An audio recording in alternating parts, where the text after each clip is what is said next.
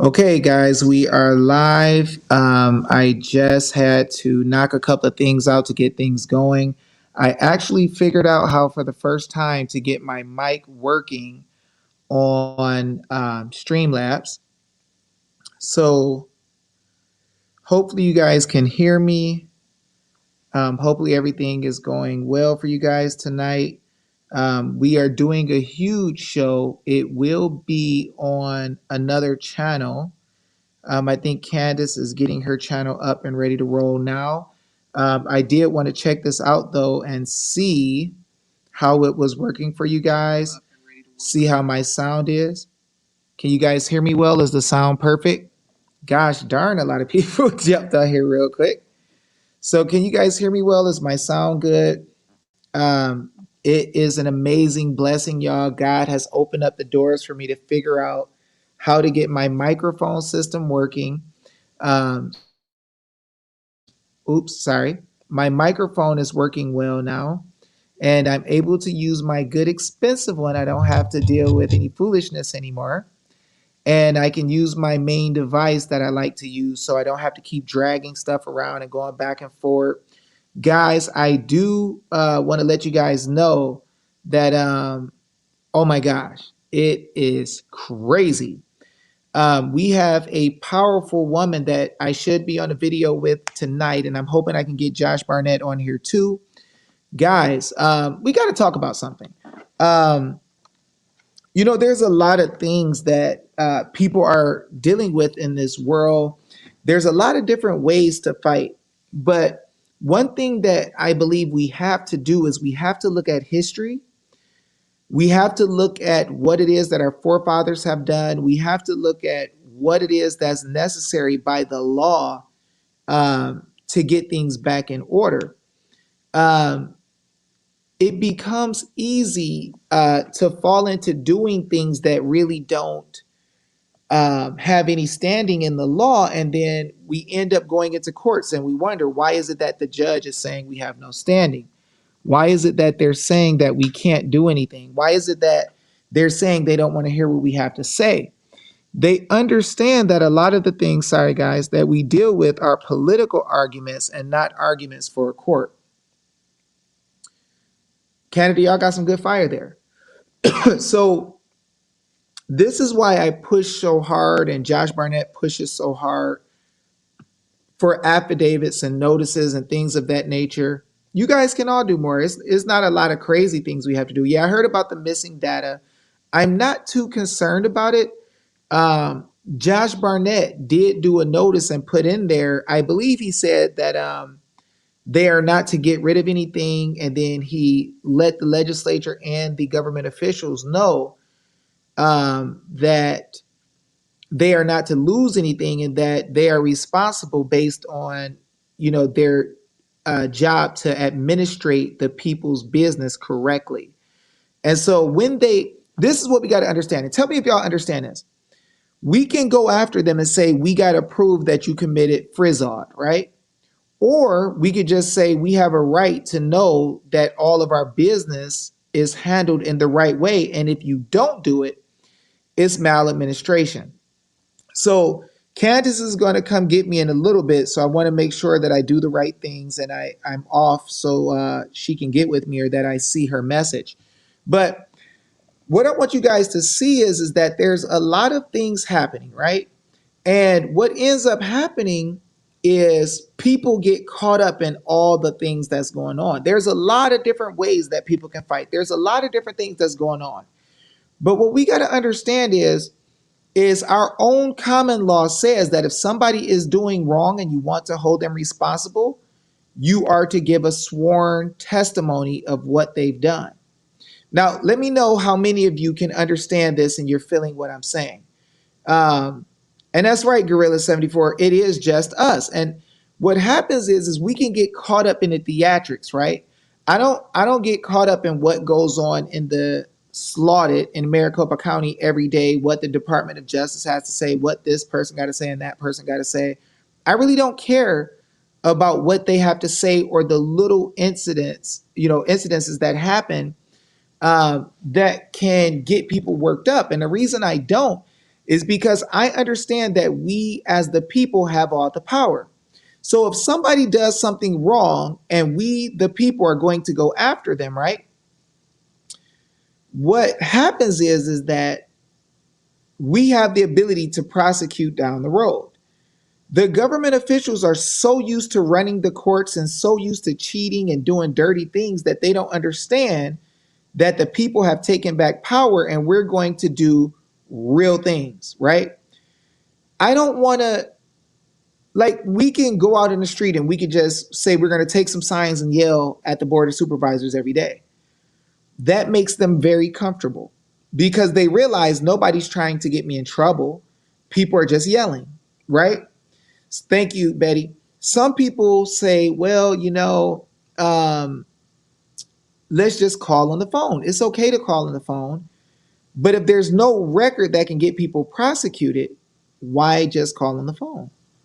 And I understand that what Josh and I say are things that are different from what people have been hearing for 80, 90 years.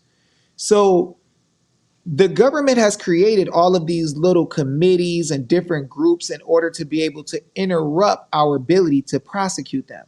And then they're controlling the courts where we used to be able to go to we used to be able to just go straight to the police or have evidence and go to the grand jury, and we can tell what happened. And if we'll swear and there's enough evidence, they can prosecute people through the grand jury that was controlled by the people.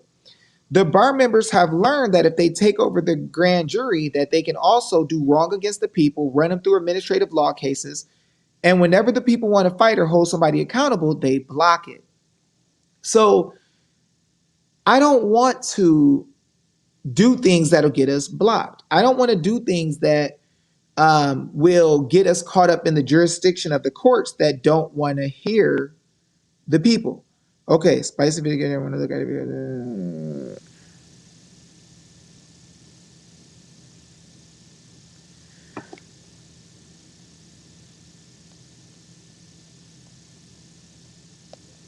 Hold on one second, guys.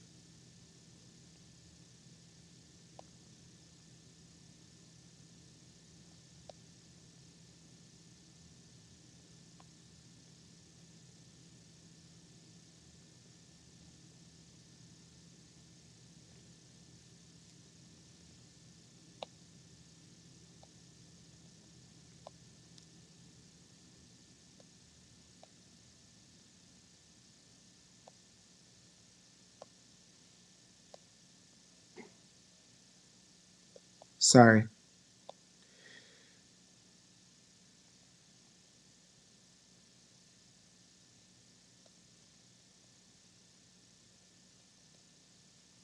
So what we got to understand, guys, is that um,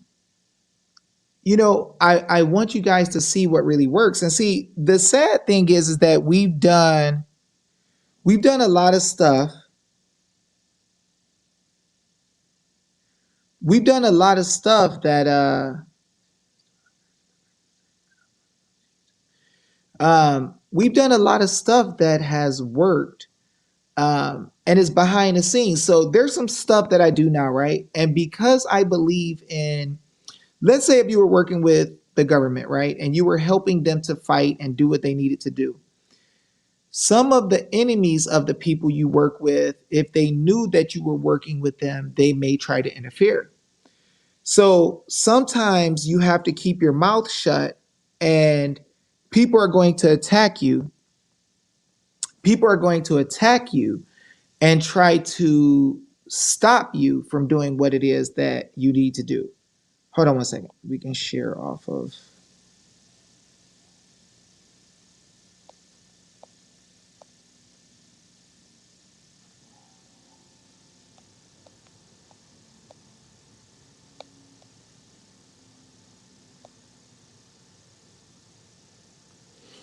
So you got to be careful. Loose lips sink ships, right? So there's a lot of people who will expose everything you're trying to do. There's a lot of people who tell the other side. There's a lot of attorneys that are trying to throw cases. There's a lot of people who do harm. Just lost court case over a lease agreement to have people move from Farmington, Tennessee. Um, so that's the thing, guys. So we got to make sure that we don't give our plans too fast to others. We got to make sure that we protect the people that we work with. Also, when you start showing people the law and they start to become accountable, they're vulnerable. And some people are very aggressive and want to hurt people so that you can't tell them what's happening because they'll destroy the work you're doing. So when I say we are doing some things that, you got to realize it, and some people get upset. They're like, oh, well, are you taking credit for stuff that happened in Arizona? I'm like, there's stuff that happened in Arizona that happened nowhere else. Um, and people don't know why it happened. And there's a lot of stuff happening behind the scenes that in the future I'll show you guys once I get the clear to show you guys. But you know that I always show you facts for what I say. And so this is a situation where it's just sensitive. So I have to be careful because I don't want people to mess it up. Now, the same things that I've done, though, and Josh has done, we're telling other people to do in other states.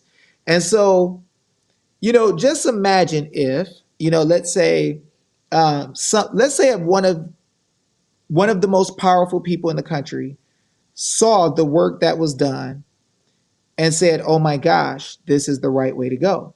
And they realized exactly what was being done. But most people in the world have not seen it. That's the kind of stuff that Josh Barnett and I deal with.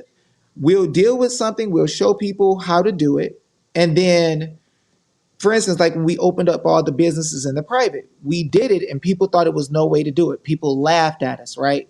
They thought we were stupid. And then all the businesses started moving into the private and started having success.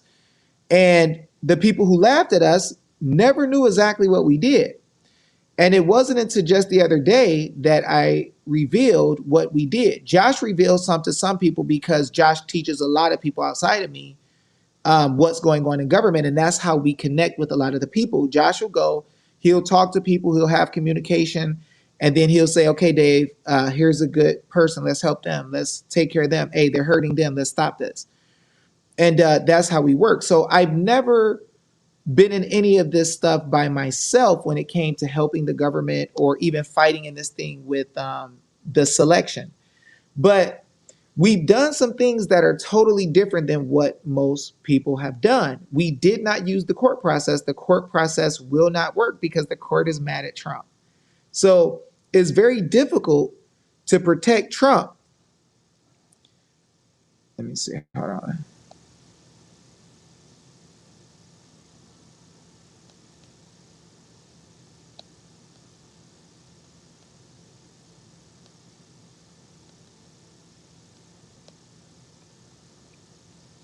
So it's very difficult.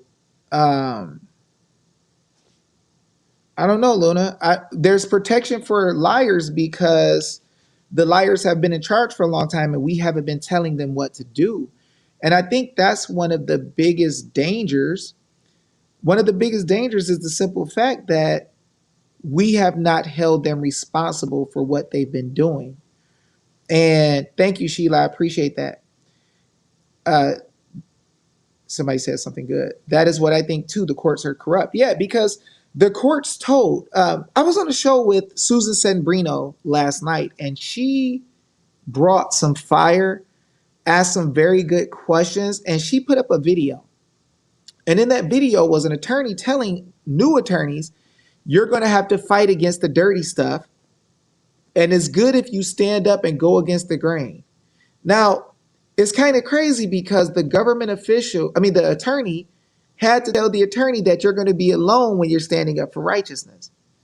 That means that there's some wrong that is done and they know that's how it works. Hold on one second, guys.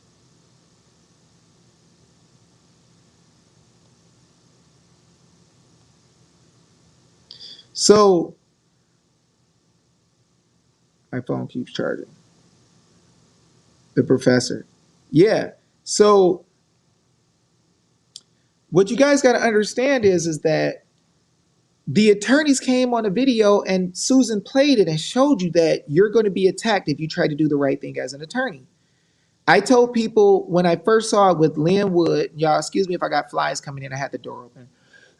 But oh, I love Dr. Frank. He is so amazing. That man is a blessed man. I mean, I love speaking to him. He's so smooth and brilliant, you know, just an amazing guy, you know. But what I want you guys to see, hold on one second. What I want you guys to see is that there are things that we can do to save the nation. And the attorneys told in that video that they're going against the people. Let me get this link for Josh real quick, y'all. Hold on one second. So what I want you guys to understand is that the attorneys are telling that they're in the wrong, right? The attorneys have no problem with letting it be known that they'll do some things that, you know, it'll help for them working together, but they're not going to allow you to do anything. Oh, wait, we got another person coming on. Hold on. Now, this is going to be my first time doing this, so y'all going to have to excuse me.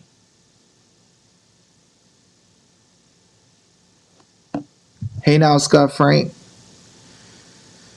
Okay, so I'm going to try to get people on. I was just doing a test, but now we're going to have to get people on. I'm going to have to change the title. Let me see. So we're going to copy the clipboard. Okay. And my guests are over, guys, so if they get loud, please forgive me. It happens every once in a while. I cooked some good food tonight and yesterday. Let me get this to Kandiss.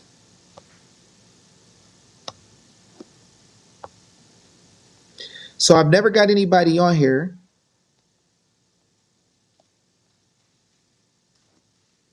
Before. So let me see. Where do I tell if guests are coming in? We need one of y'all show monsters to help me figure this out. Let me see guest. Please sign whenever. Okay. So we're gonna see how it works. We're gonna get John on. Oh man, I made some amazing steaks.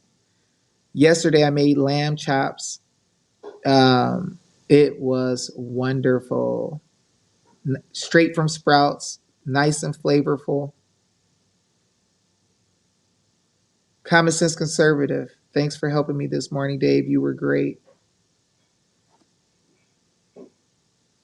Virginia. Oh yeah, you're an animal, man. I love that. I love that you spent time talking to me and even gave me the chance to talk to you. Like you're a powerhouse, and I know you're going to do some amazing things in Virginia. So I thank you so much for that. You know.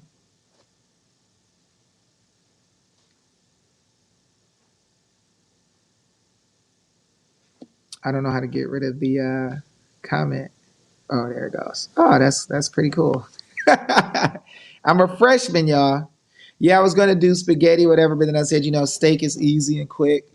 So I bought like $100 worth of filet mignon. And I'm sorry it's so loud in the background, guys. Like I said, I got guests over and they don't care when I'm online. They're like, what you're doing ain't that important.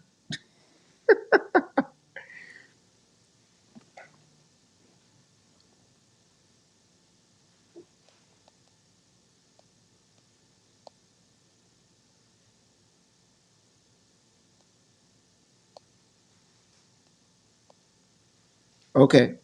So we got Josh Barnett coming.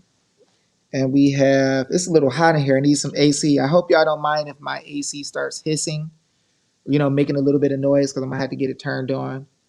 Hey, Jeff, can you turn that AC on for me?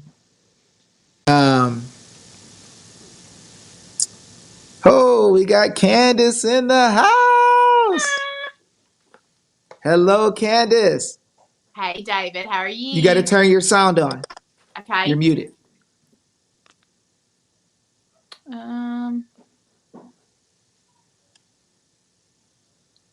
it says it's on. Nope, still muted. Let's see. Oh, you just took it off. Let me see. How's your mic, Kandiss? Now it's on. Nope, no sound. Can y'all hear?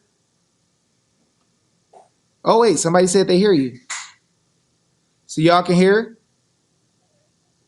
So can y'all hear me and just David can't hear me? Wow, I can't hear you. That is crazy. Can you read Let me lips? see. Let me try something real quick.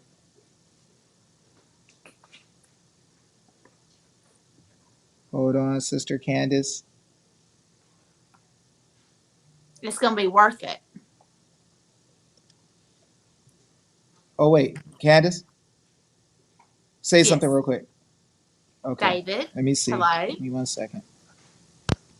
Kandiss? Yes. Nope, still not working. Wow. You want me to go out? Okay, everybody else can hear Kandiss. So I'm going to have to figure this out real quick. It might be that my device was almost perfect, but I can hear myself. I just can't hear her. So it might be something in the app that is stopping. Let me see if I can hear Josh. We're going to add Josh on too. Okay. Let me see. Add to stream. Josh, can you hear me? Yes, I can hear you. Shucks. Good luck. I can hear Josh. I can hear Josh. But I can't hear Kandiss. Josh, can you now hear me? This is bad. I can hear Kandiss. So, Josh, what I want you to do is talk to Kandiss a little bit about what she's doing. I think that it is my system. Like, I figured out how to get the audio to work on my side. I did not check and see if my sound was going to work. But Josh, you have brought me through a lot of these things when it came to fighting and doing these things with the audits. So I want you to take over and I want you to talk to Kandiss a little bit. I'm going to try to turn my phone on and listen through my phone. So this way I can hear you guys. So I'm going to be quiet and I'm going to let you guys talk. Okay. Yeah, I missed the first 20 minutes with you guys. I'm sorry. I was here at the house getting situated with my son and everything. So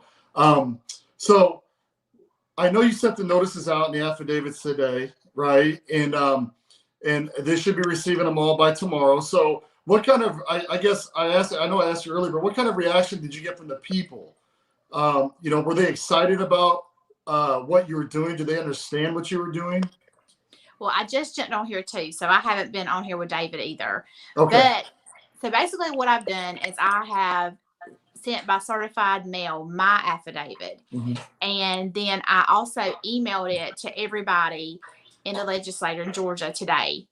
Okay. And tonight when I got home from work. So my lunch break, I mailed them out, certified mail. And then when I got home tonight, I emailed them. And then I have emailed the notice to a bunch of patriots across the state, and they're going to send them tomorrow. Mm-hmm. And so they should receive my affidavit Saturday or Monday. Okay, perfect.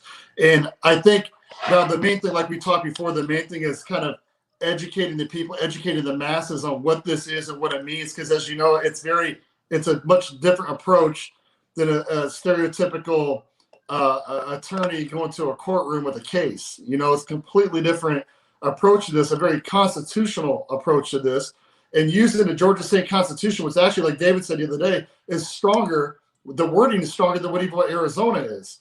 And like I told earlier, I was talking with a friend of mine, and I told her, I go, it wasn't just everything we did. It was a combination of efforts from many people, that caused a forensic audit in Arizona. It was the rallies. It was the organization of the people, yelling and screaming and calling and emailing and in a way harassing them, but in a positive way, and telling them, get off your butts, get in here and do your job, because they were out of session too, just like they are in Georgia. And the people just kept rising up and they wouldn't stop. Then we got a few senators, Senator Borelli, Senator Fincham in particular, Senator Townsend in particular, but especially Borelli and Fincham, that really started being boisterous about it because they saw, they found out what happened, right? They found out what happened. They heard Giuliani. They heard everything that could happen. The state legislature in Georgia also, as you know, knows very well the power of the state legislature when it comes to this forensic audit. So they know, they're very aware of it. But now you're putting them on notice. Now you're sending them affidavits saying we the people demand this based on our constitutional rights in Georgia. Is that kind of where you're at right now? Yeah, so I don't really know what happened. I was in the Senate hearing and I heard them. They were unanimous, Democrat and Republican alike, in recommending the audit for Fulton County. And it was going before a court that did approve not the paper ballots, but for the machines. And then we've heard nothing else about it. Supposedly they're doing an audit of the machines. I don't know, but I just know this is not what Georgia wants. We want what Arizona's doing. And so whenever I came to y'all and said, tell me what you did, and thanks for George and Bahizzi that hooked us up. Yeah. And because I had no idea. And I've read the Constitution, I know what it says.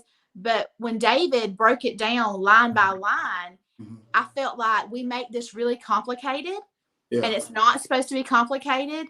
We've made it complicated because we have been trained and taught by lawyers, and they have too. It's not their fault really, because they were trained and taught that way too, to make it really complicated. And it's been reversed. Our whole mindset of power and what we have rights to do has been reversed. And when you put it on paper, it is so simple. And we have all the power. And, you know, we say that as patriots, like we the people. It's our government. It's our choice. It's our right. How do we do something? And we feel like we can't do anything. And this is giving the power back to the people of Georgia. And God bless me enough to be able to connect with you so you can teach me. And I'm an educator, and I'm going to teach the people of Georgia. And we're going to get this done in Georgia, and we're going to get this audit going. And I think we're probably going to find more than y'all find in Arizona. Yeah, you know, it wouldn't surprise me. We're having a competition. Who finds the most fraud? You know what made me super happy? As you know, I'm a huge fan of Lynn Wood and Sidney Powell and Rudy Giuliani, the best lawyers in the world, right? You know, and the first thing I asked you, didn't I was like, hey, can you ask Lynn what he thinks about this affidavit, right? And these notices, because I wanted to hear from somebody that has the type of experience he has. You know, the guy has decades of experience, one of the best trial lawyers in the country. And when he kind of gave the approval, you know, for it in a way like, yes, that's the right way to attack him right now. And we're heroes. I was like, and when he said hero, I was like, okay, this is great. And I think I told David earlier, you know, they're going to think that Lynn wrote it, but I wrote it with a constitutionalist expert. David Jose right here. Yes. And it's my affidavit, and we wrote it together, and he helped me. But they're going to think that Lynn wrote it because he's a genius. And I think that probably it's going to intimidate them more thinking that. But it doesn't really matter to me. Bottom line is, as an educator, I think, oh my gosh, can I do this? Like, I don't want to get in trouble. But yes, I can do this. I'm part of We the People. And if they try to come after me, then I have Lynn Wood. Well, that's one thing David's taught me when it comes to the constitutional law, is that they kind of teach us to think that just because we're one of the people, I'm just a business owner, that I can't do something, you know, that I can't do this, and I can't read plain English in the Constitution and understand what my rights are, you know. And sometimes it is kind of confusing to use, you know, these words and maybe language back then that was different than what we use now, right? But when it's explained to you, it's like very blatant, explicit what they're telling you. And when you understand this, I got, like I told you, I got mad. You know, I got mad that I didn't know this earlier, because I've read the Constitution, I've read the Federalist Papers, I've read the, you know, Declaration of Independence, you know, everything. I've read it numerous times, but I never understood it. And I think, honestly, a lot of these attorneys, not Lynn and these guys, but like the vast majority of attorneys, they've read the Constitution, they have a very good understanding. Alan Dershowitz can recite it probably front to back, but there's different perspectives of looking at it that I think that David, since he learned it kind of backwards, right, that allows him to see a perspective differently than even the best trained lawyer, constitutional lawyer, because of how he learned it. And it just gives a different perspective. I keep trying to get these connections with David and these types of people like Alan Dershowitz or you know, Sidney Powell's, Rudy and Lynn Woods, because I think that conversation when it's had will be very surprising.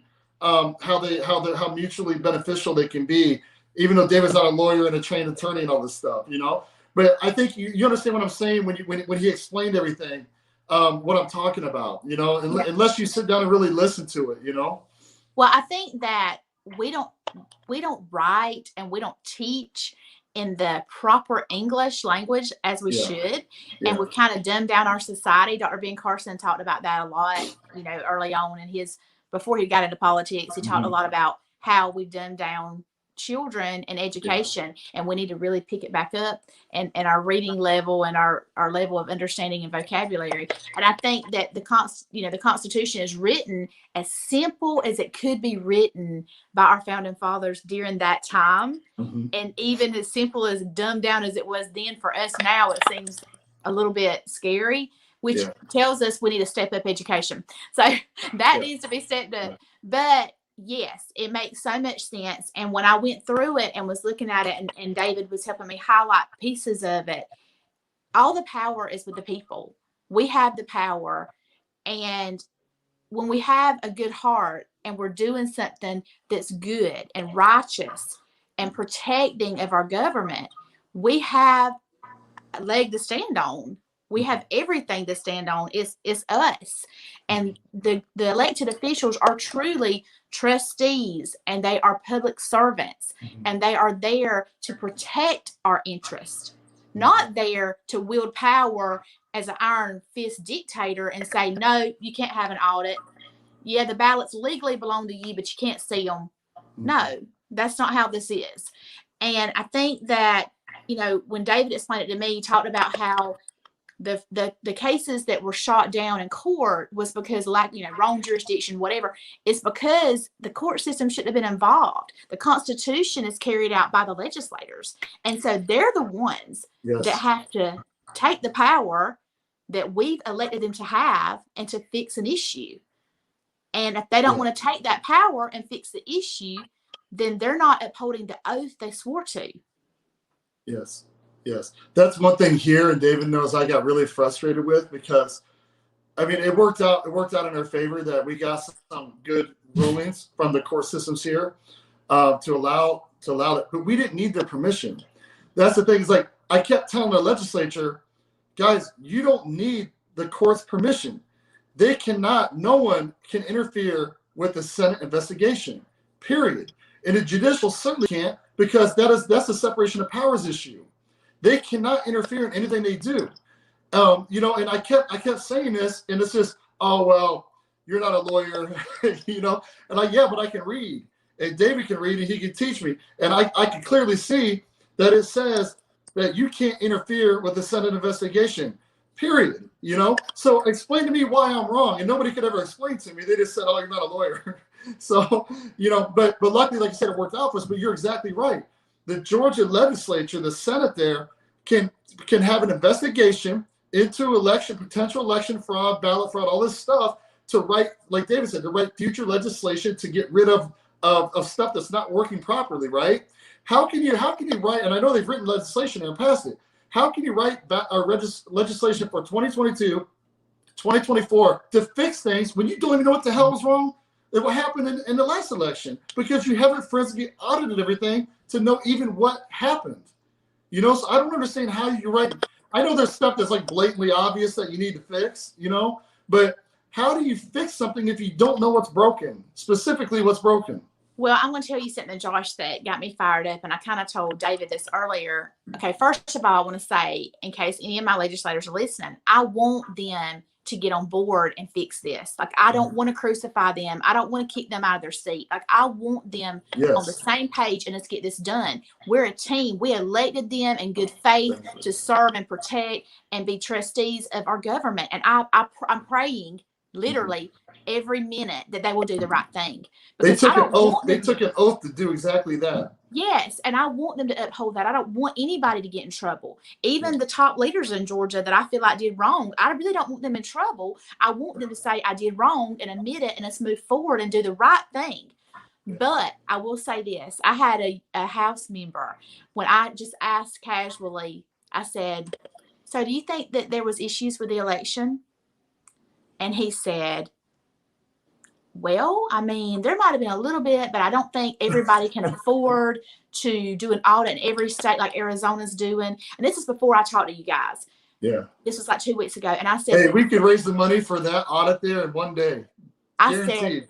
I said, well, it's funny because we're taking out trillions of dollars and just giving people money and they're not working, and we're giving money overseas, but we can't take care of our own audit. We can do the audit and we can afford it. First of all. Second of all, I said, do you not think that that it needs to be audited so we can have a fair election again? Because we'll never have a fair election with Dominion. He said, you don't understand. We couldn't get that out of committee. And I said, why was it in committee? Dominion wasn't voted on to use it. So why do we have to vote on to get rid of it? Yeah, did the people okay that? That's what I'm wondering. I don't think the people ever okay bringing Dominion in. The people of Georgia and Arizona and Michigan and Pennsylvania, none of us want Dominion. Yeah. And it's going to go. And it's going to go because we're demanding it to go. And we can. It's our government. Mm-hmm. Mm-hmm. No, you're exactly right. I find it funny when the money issue is brought up. It makes me laugh because you're talking about the Democrat Party that spent $40 million on the Mueller investigation for Russiagate, right? Or they spend tens of millions of dollars to bring illegal immigrants to put them on Holiday Inn Expresses here in Arizona and Texas, but they don't have $150,000 to have a forensic audit. So, like I said, we raised the money privately. The Senate only put up $150,000, which is like nothing. In the big scheme of things. And people, luckily, we had people like Christina Bobb that stepped up and had a PAC set up. And Patrick Byrne, who raised a ton of money to help with this because of security and everything else, right? For this audit. So it does take a significant chunk of change, but nothing in comparison to what they've wasted their money on. And there's nothing to me more important than this. There's nothing more important to a democracy or a constitutional republic than your elections. Like, if you wanted to ruin a country or ruin a republic or a democracy, the first thing I would do if I was a bad guy is I would try to infiltrate your elections and make sure I get elected who I want. Somebody makes friendly to me.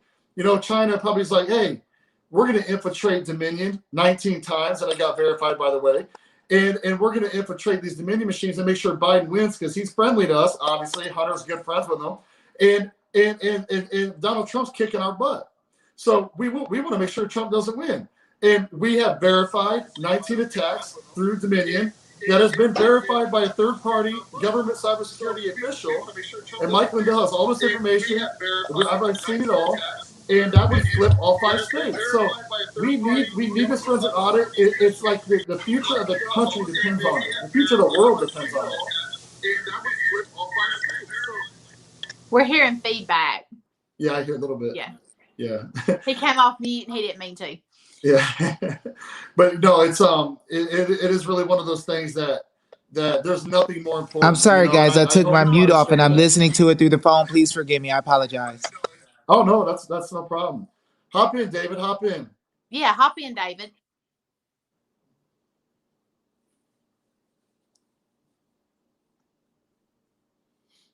It's delayed a little.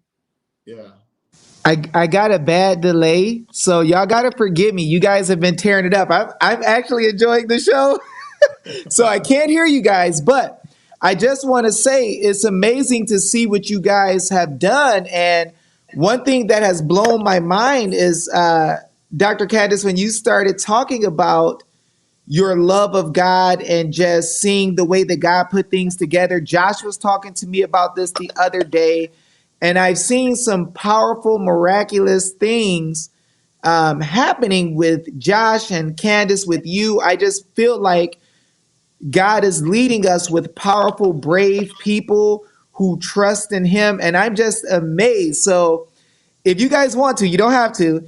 Can you talk a little bit about how you guys hooked up? And Josh, maybe you could tell the story about how you were talking to me a little bit about certain people, and then the next thing you know, she pops up and Bahizzi and all this stuff. Yeah. And Kandiss, can you tell us about some of the things that you have seen when it comes to God working and putting us in a good position? I'm gonna go on mute now.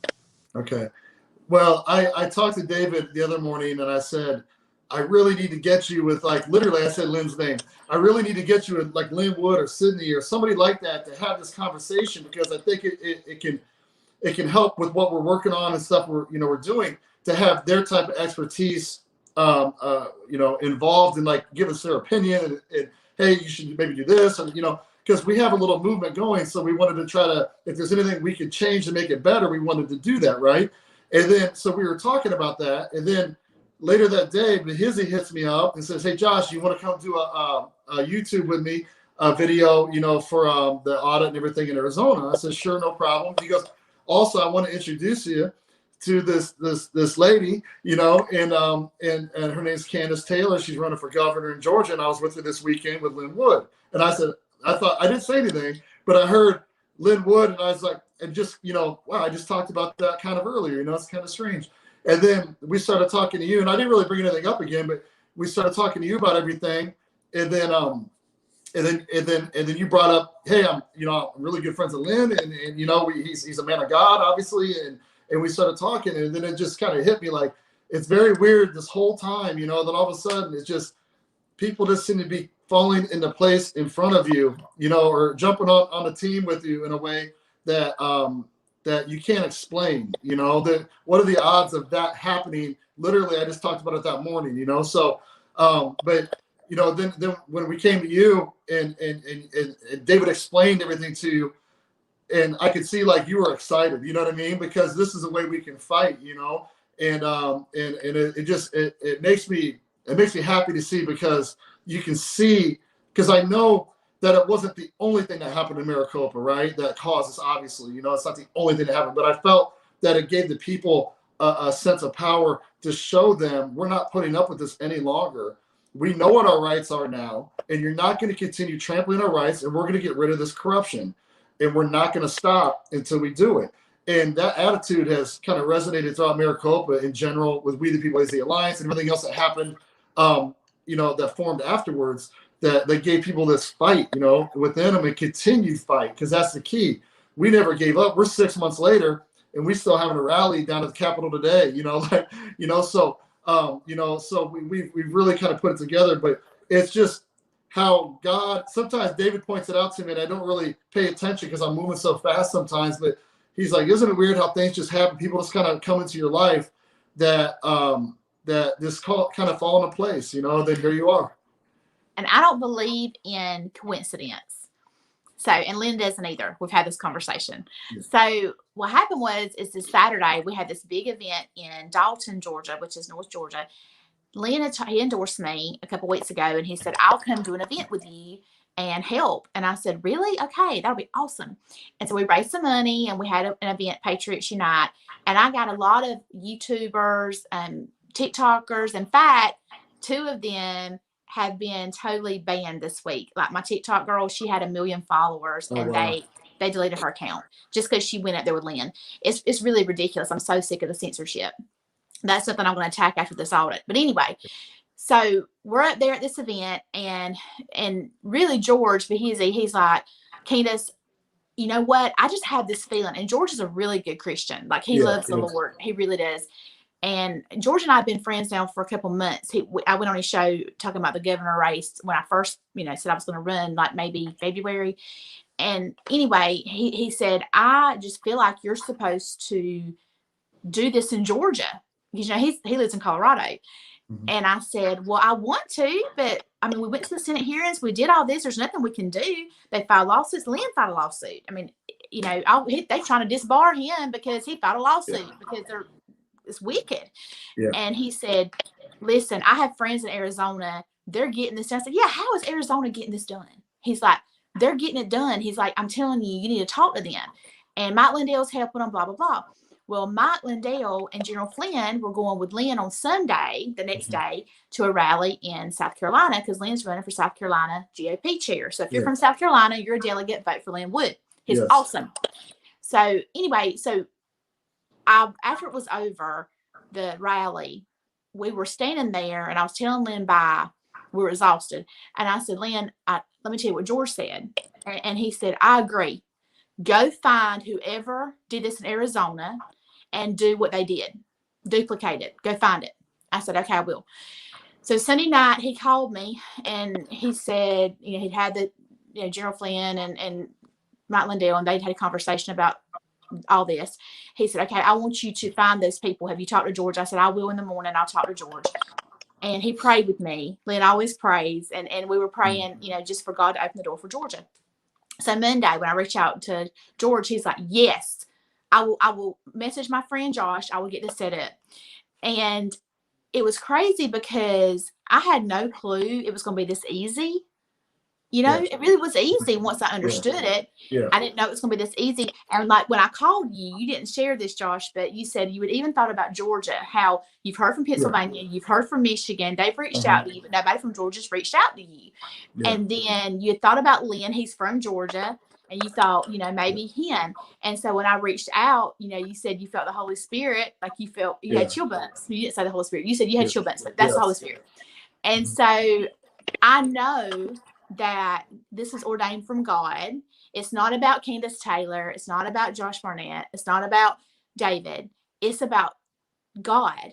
And our country was founded on Christian values so that our people could worship Jesus Christ. So they were free to worship him. And that is being stolen from us.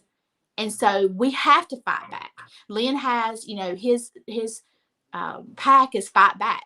And I love it because that's what we have to do. We have to fight back because we're not supposed to lay down and take this. Yeah. God doesn't want us to. No, absolutely not. And that's what, when we started talking, I knew right away that you were the right person to talk to in Georgia, just based on everything you just talked about, and it was like an instant feeling of like, we got the right person.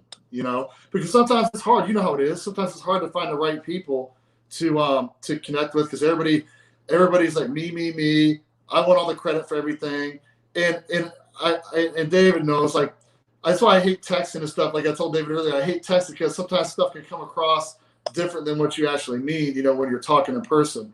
But and like I said, I'm not naive enough to know that there are not many other factors involved and many other people involved in this whole fight.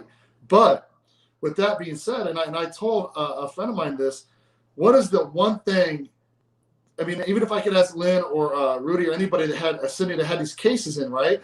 And they just dismissed them without even really looking at them.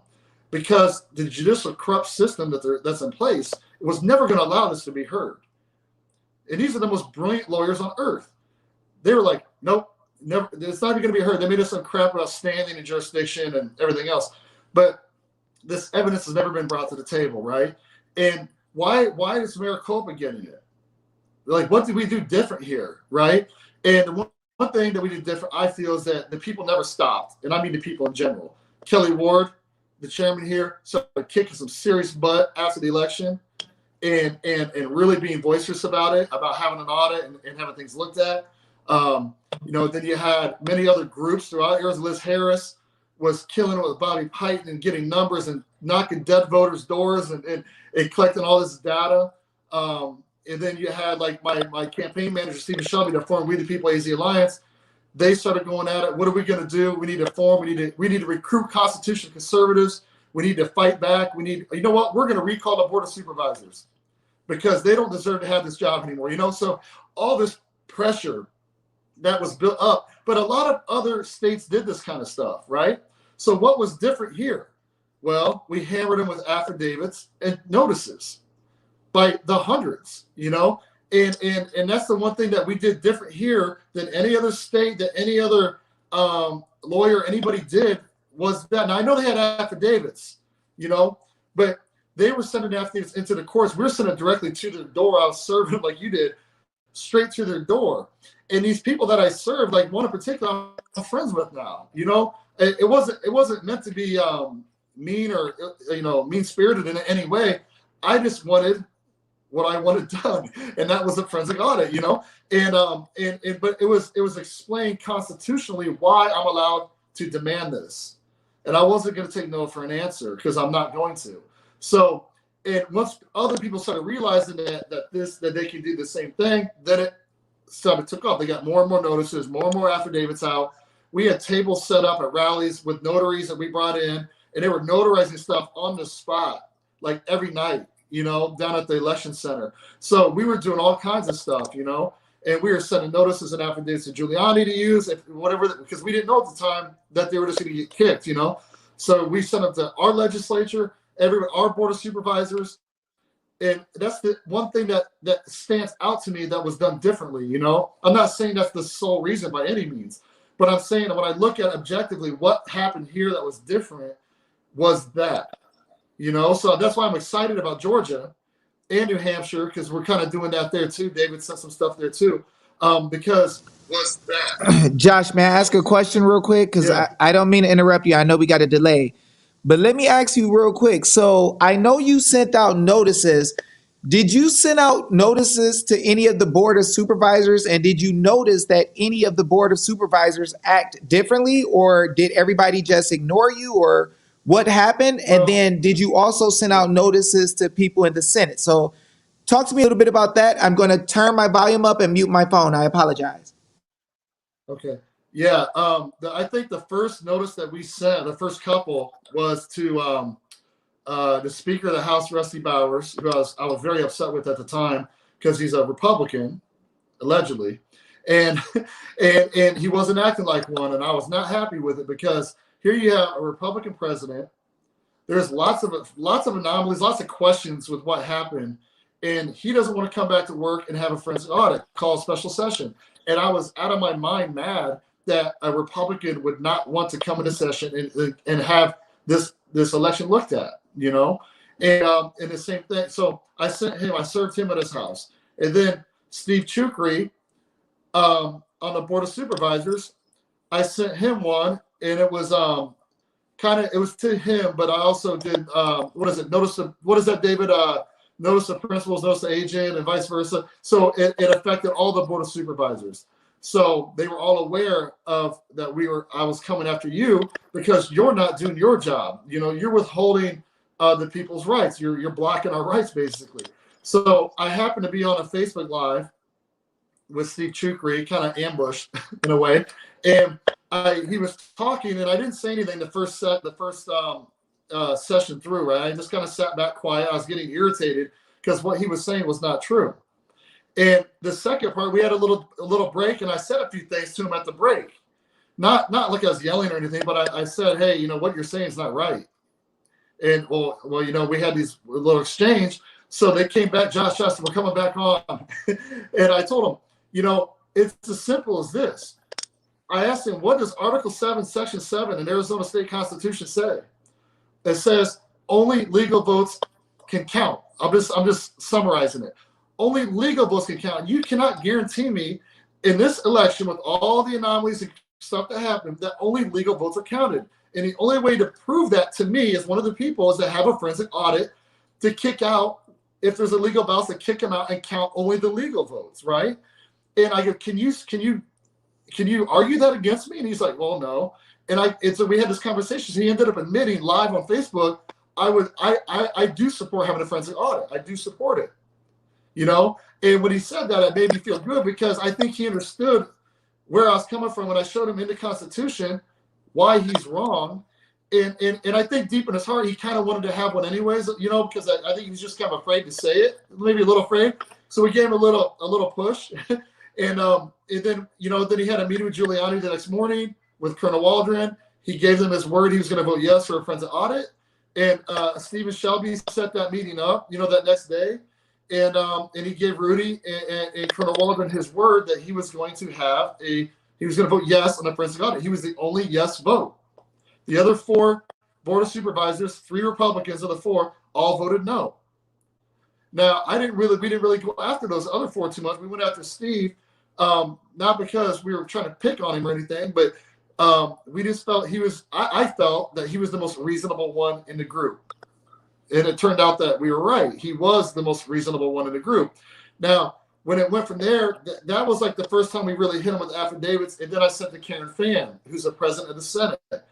Now, again, I didn't mean anything mean-spirited by any means, but Karen's great. She's kicking you-know-what right now. Hey, Karen turned gangster, didn't she? She turned gangster. As David always says, she turned gangster. She she got tough, and she is mad, and she is very upset with how things are, and certain people that she's known for a long time and stuff that's happening, right? And she's not going to take no for an answer. She's going to, I'm telling you guys, she's going to see this audit all the way through to the end, get the results, and they're going to be released publicly immediately. And she knows. I think she knows now. She had a feeling, but I think as time went on and they kept fighting it so hard, we all were really questioning, why are you fighting this so hard if this is a perfect election like you told us? Because if it was a perfect election, you would have said, you know what? Come look at whatever you want. It's fine. Here's everything. Come look. We're perfectly confident this was a perfect election like they told us. But they kept fighting and they were taking them to court and doing this, trying to drag it out and everything, you know. And I think Karen, as that went on and as they kept fighting against it, she started questioning, why are you fighting this so hard? You know, why would we not just have the forensic audit, get it over with, and let the cards fall where they may? And they just kept fighting and fighting and fighting. And I think she got to a point where she started getting very skeptical of these people that she's known for a long time. And I don't blame her. I'd be the same way. And I understand why you didn't want to, like me. I don't know these people like she does. And I would just go at them a million miles an hour. You know, I would have had them written a warrant and had them arrested for not giving me the machines right away, because they could have done that too. But they're friends of hers and they've known them for a long time. And I understand why she didn't want to go at them like that. Right. But she didn't stop, and she was going to get what she wanted. And she just did it in a nicer way, you know, than what could have been done. But she did, and she kicking butt. And I've never been like so proud to know somebody who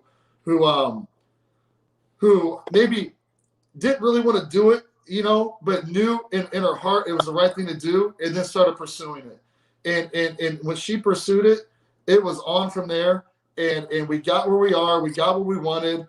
You know, all the stuff that we did, that everybody put the pressure on, from the recalls on the board of supervisors to everything else, all the pressure we put on them caused this forensic audit to start, and it happened. And now we're halfway through it, and we'll know, you know, end of June probably we'll have all the results for everything. So that's kind of everything in a nutshell. David, I'm sure I missed quite a few things in there, but that was kind of, you know, what we did in general. This David and I mean, what we did in general. But like I said, there's many other things, like Senator Borelli, Senator Fincham. They did so much stuff and fighting. I mean, every day, poor Senator Borelli was just fighting every day, and rallying those Republicans in the Senate to get this forensic audit, showing them, guys, look, this is wrong. Rudy Giuliani came and showed them, and Colonel Waldron, what went wrong. Guys, they infiltrated the Dominion machines. They showed them everything, you know, and they were going through the anomalies with the numbers with Bobby Piton. And so I don't know how you can sit there and listen to all this stuff and be like, oh, this is a perfect election. We should just let it go. We'll see you. We'll write a few things and fix it maybe a little bit for 2022. There's no way that you should do that. And then I got really mad because you had certain senators kind of playing games after they heard this information. There's no way you could say this election should not be have a look at, you know, take a look at everything. And then whatever happens, happens. If there's no fraud, there's no fraud. And if there's fraud, then you guys are heroes. Because you did the right thing, and you just took a look at the election. That's all we're doing. And if there's no fraud, I always said I'll be the first one to say, hey, there's no fraud. He won. That's the end of it. Let's work for 2022 and you know, do the best we can. But I know for a fact that there was major fraud that happened here and across the country. And that's why they're fighting so hard against it. That's why there's 73 lawyers from Perkins Coie and other attorney firms here in Arizona fighting on the benefit of, or on the side of the Democrats. That's why Soros is pumping money in here like crazy. They're fighting this so hard because they're so scared, because they know what they did is treasonous. And you guys know what treason is. When you're convicted of treason, that we know what the potential end penalty is, right?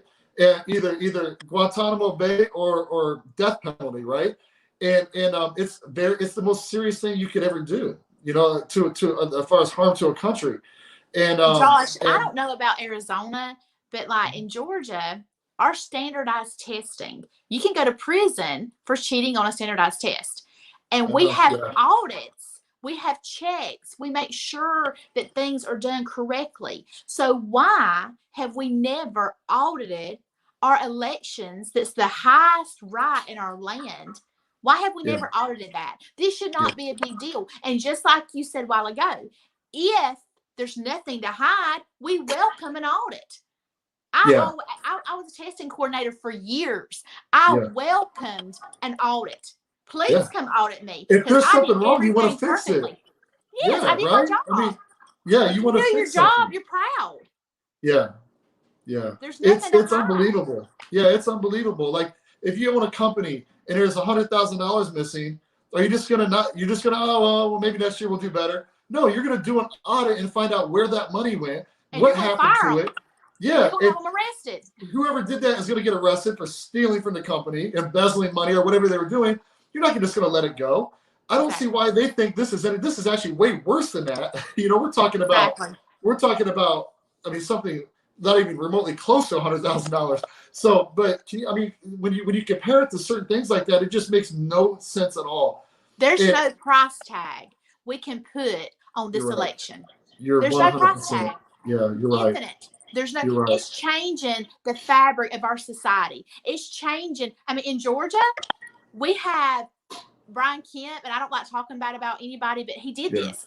There were 2 Republican seats on the Georgia Department of Education board that he replaced with Democrats. He's a Republican. And guess what they're pushing? Critical race theory and BLM and transgender stuff. Want to do that in Georgia in our curriculum. We're not having it. It's not happening. Unbelievable. So this election can change. It is changing our whole society. It's that critical. And we cannot move on to 2022 and 2024 until we fix 2020. I couldn't agree more. There's just no way that I can like within my conscience go forward knowing what I know. And that's what's been hard, I think, for me, Stephen Shelby and Eric and the guys that I'm around today, because I know what happened. And I know exactly what happened. And I know like Mike Lindell and Patrick Byrne and all these people fighting, Sydney and Rudy and Lynn, they all know what happened. Isn't it funny though? 4 or 5 years ago, Lynn was like this badass attorney. Sydney was known as this amazing attorney. Now everybody's crazy, right? Everybody's crazy. Everybody's conspiracists. Yeah, because it's ridiculous. The narrative is so ridiculous. What's scary for them, and they're fixing to see, the people are going to see, these are geniuses. Like Lynn Wood and Sidney Powell are geniuses. I ran for U.S. Senate last year, and my numbers went up and down, up and down, up and down. So at one time, I lost 50,000 votes. I only ended up with 50,000 votes. It was crazy. My numbers up and down, up and down. Oh. And Sydney called me the week after the election. She got my cell phone number and called me. And she was like, listen, you did have votes moved. We could see it in real time. And they were moved to someone else. Yeah. So you don't go up in votes and go down. They're just added to you. So the numbers should only go up, right? Yeah. I mean, so, and you know what? It ain't about me. I don't give a crap. I want whoever won the election to go in there. I don't think I won. I think Doug Collins won. It's who I went all over Georgia. I went to all 159 counties, and I'm the only one that did. And the people love Doug. I had, 20% of the support. They love me too, but they love Doug. And then he didn't even come out on top for the Republicans. It was crazy. Yeah. And Lynn said that from the beginning too, and I saw it from the people all over the state. So if that happened in this one little election, what happened with the president? Yeah, I believe he won by 500,000 votes in Georgia. He's down 10,000. I believe he did. And I'm going to tell you, I guess y'all probably watched the videos of the CNN Center in Fulton County and then pulling out the boxes of ballots and just scanning. And the ballots that were pristine, never folded, that were copied, and the ballots that only had Biden's name and nothing down ballot. I mean, just the craziest stuff. I sat in that Senate hearing and they didn't even present 90% of the data and the evidence. All they were doing is the very top surface presentations. Yeah. I was astounded, just flabbergasted. I could not believe it. And I know it was hijacked. Yeah. So I just didn't think I could do anything about it. I was so mad. And then I got depressed. It was Yeah. so depressing. The inauguration, every bit of it was so depressing because I just watched the fraud and nothing was being done. So now I'm getting my hope back. Yeah. Yeah. No, I know we all felt that same frustration. I had a lot of sleepless nights, a lot of anxiety type nights where David, I see me up at like 2, 3 in the morning, and I start going, what are we going to do tomorrow? Well, we're going to do this. And we start concocting these plans to go after people because we were so irritated with what was happening. We knew that this was fraudulent from the get-go. And like in Georgia, like I know we talked about, I said, and Donald Trump said to your crooked Secretary of State, Cat got his tongue when he said it. How many underage voters voted in Georgia? Like 60,000 or some ridiculous number? That alone flips the election in Georgia. How are they allowed? Why are those not tossed out? I just don't get it. That makes absolutely no sense to me. So even if half of those are tossed out, he wins by 20,000 or whatever, So it's like, how does this happen? And I believe this too. The people have been asleep for so long because we didn't know, we didn't learn, we didn't know our power. And we just kind of, we elected these people to do the job for us and whatever happens, and we can't really do anything. I hear it all the time. And I'm like, no, we can do something, and we're going to. And we're going to show you how. Now, and I used to say primary them. I would say, we have to primary them. No, we'll take you down now. We're not going to primary you. Me and David talked about it today. I said, you'd say, well, how do you fix it? Oh, we primary them. We run against them. No, we the people gave you your job, and if you're not going to protect us, then you don't get to keep the job. We'll get somebody else. Yes. No, you're exactly right. And when you see blatant fraud like that, and I can't imagine being the president. I told David all the time, like when I'm tired, and Stephen showed me the same way, and Eric, like when we're tired and we're like, complaining and being at one another, we're like, guys, we can't be tired. What President Trump went through. For 4 years, he went through a million times worse than we'd ever know, right? And he just kept trucking along and kept going. Like, we can't give up because Trump, I feel, and I know Lindell feels, and Lynn probably feels the same way, I feel he left it up to us. He left it up to the people to correct this problem in a way. He didn't want to be a tyrant. He did not want to be a tyrant. And this allowed us to expose it, right? That they've said about him. Yeah. That's not who he is. No. But this how it happened, and I know Mike talks about this a lot, it allows us to expose everything that happened, all the fraud, all the corruption.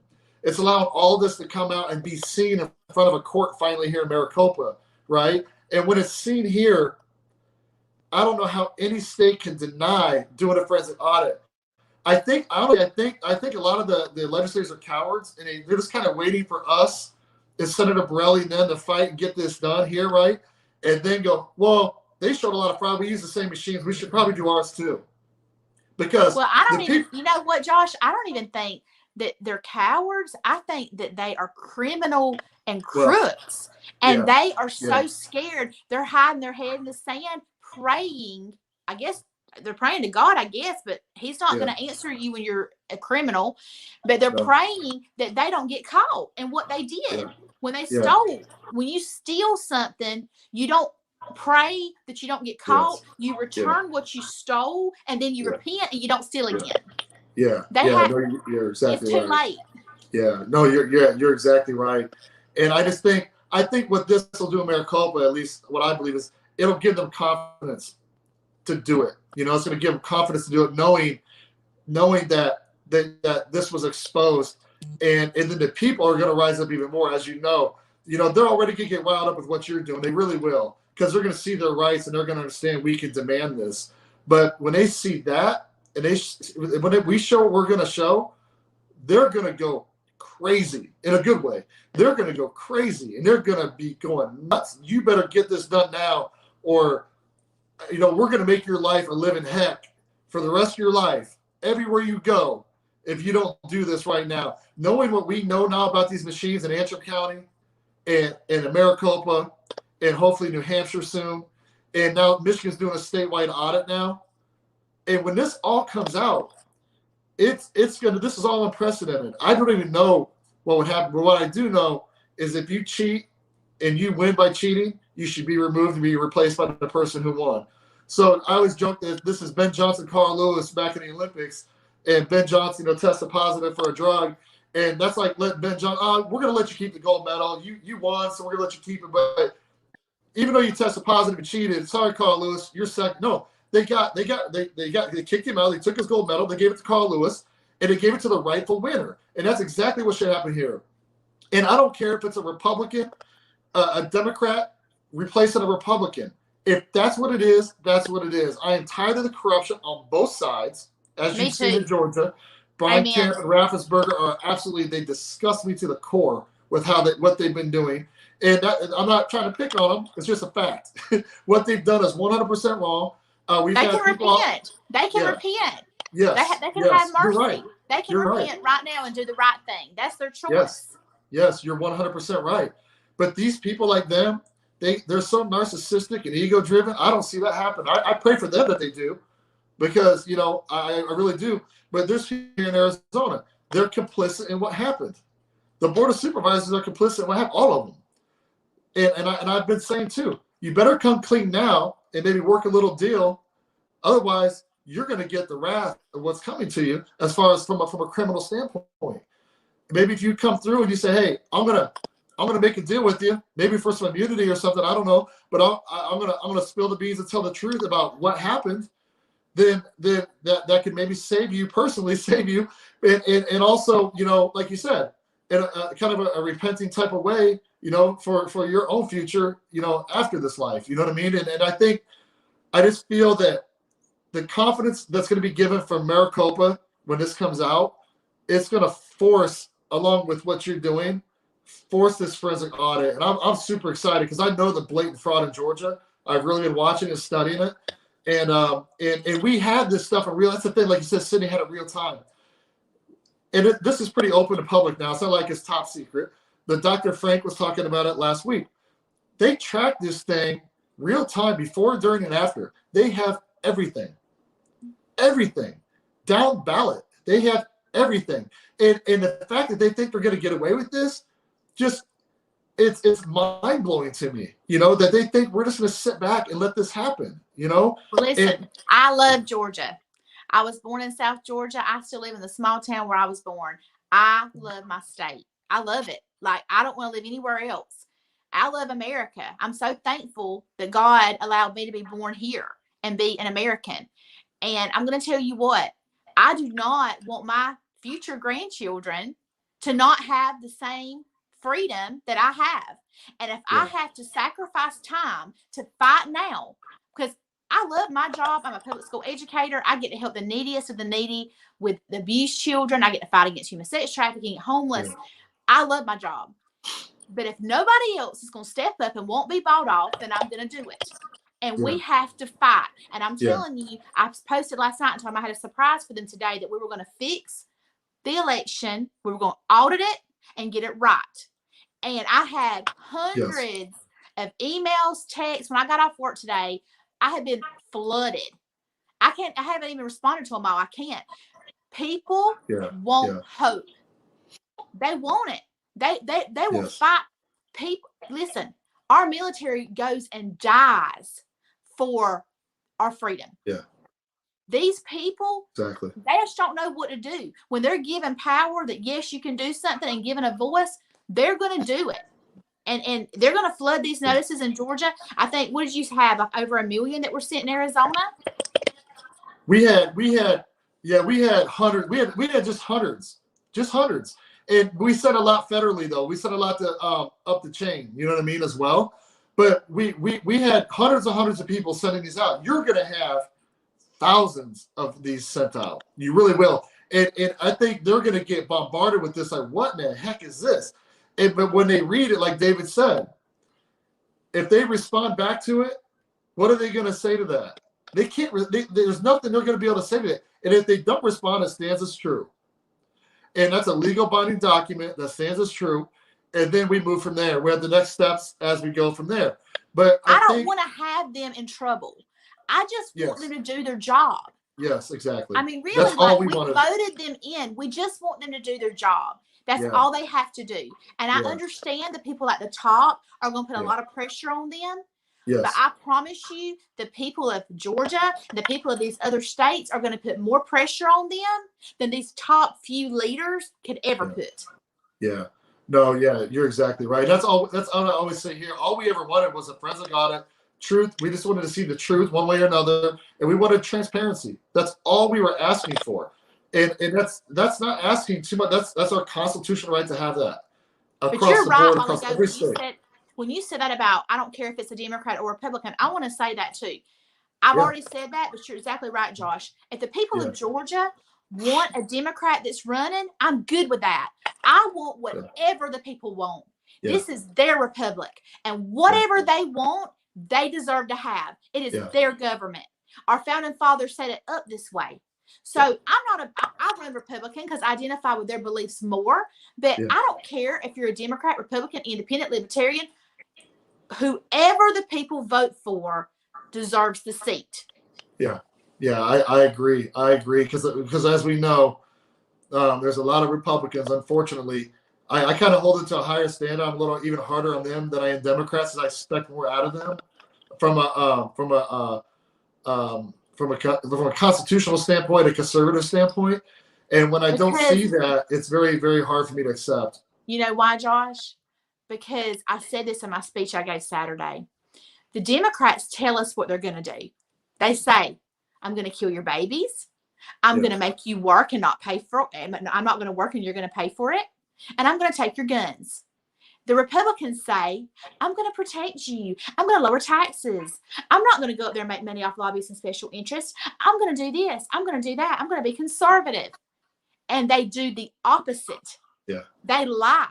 So I can handle somebody telling me the truth all day long over blatantly lying to my face. Yeah. It's like, I know where you stand at least. Like, I expect that from Democrats. I know what to expect, right? But when you tell me something, I always tell people this. When I vote for somebody or I'm looking into somebody, I don't care about the personal life. I don't care how many girlfriends he has outside his marriage. I do care, but I don't care. I care how you do your job, and I look at your voting record. I go on and I literally go through your voting record because I hear all the rhetoric. Everybody's going to tell me what I want to hear, right? But your voting record is not going to lie. And when I go through your voting record and I see that you voted to accept the electoral slate against Trump without a forensic audit, and you're a Republican, I have a severe, major problem with you. So they can be, I'm America first and all this stuff. But that one thing for me, there's nothing to me that's worse than doing that to a Republican president when you know that there was blatant fraud in it throughout the country. And if I know this, I know darn well somebody in the House and the Senate know that there's blatant fraud across this country. And like Ted Cruz is trying to get, let's take a look at the machines. Give us 10 days. Let's look at the machines. Let's take a look. If there's nothing there, there's nothing there. We'll do the electoral slate and move on. That's why I'm upset with Mike Pence.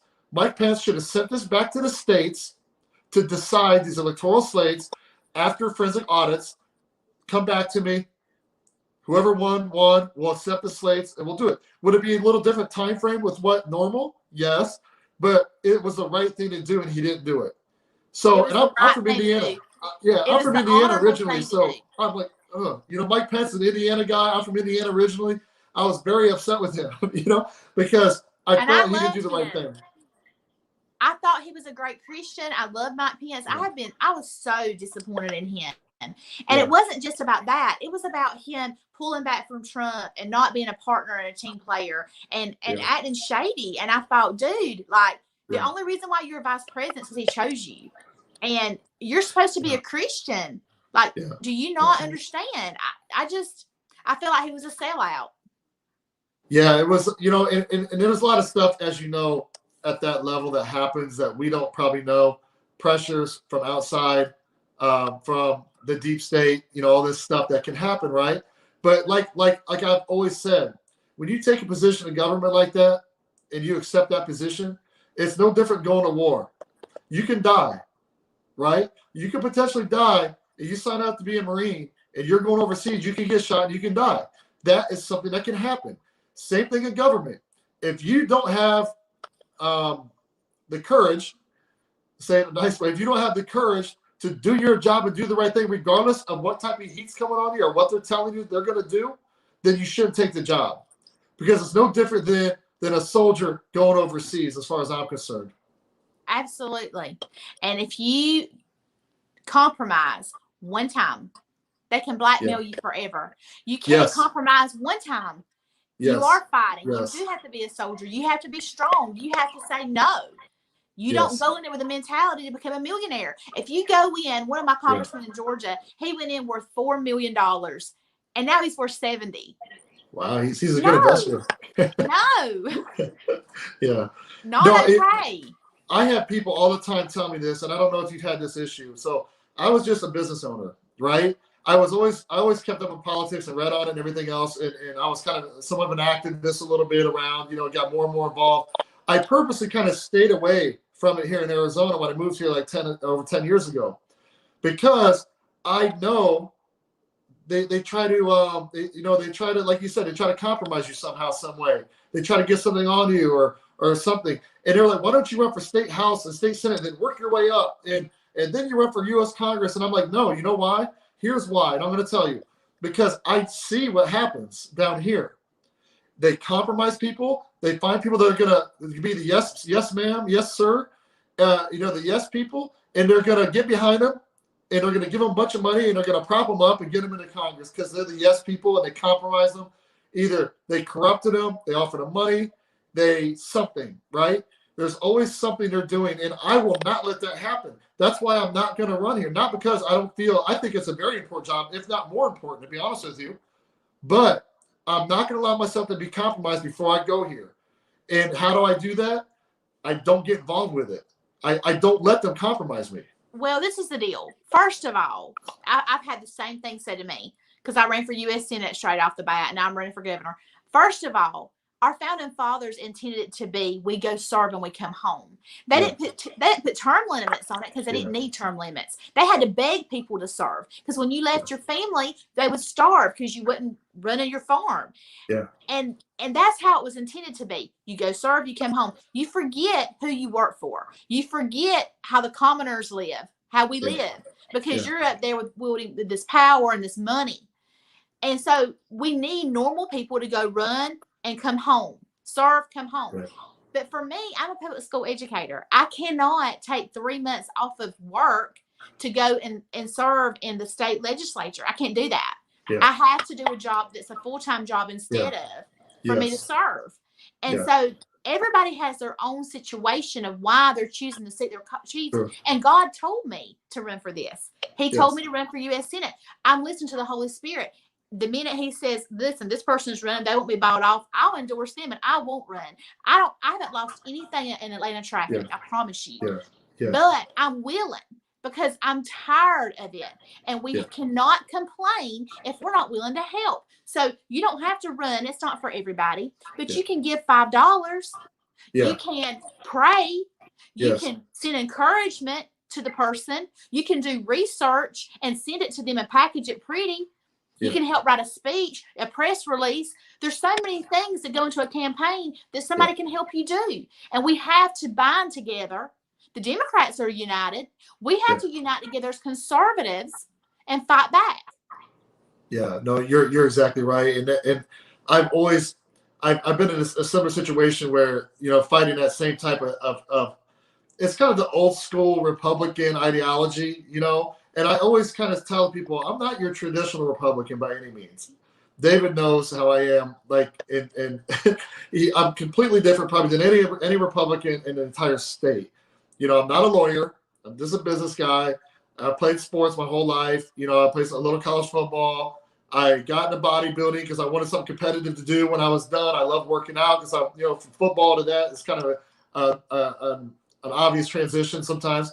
And I got into that. And I loved that. I loved helping people lose weight, get in shape, build their self-esteem.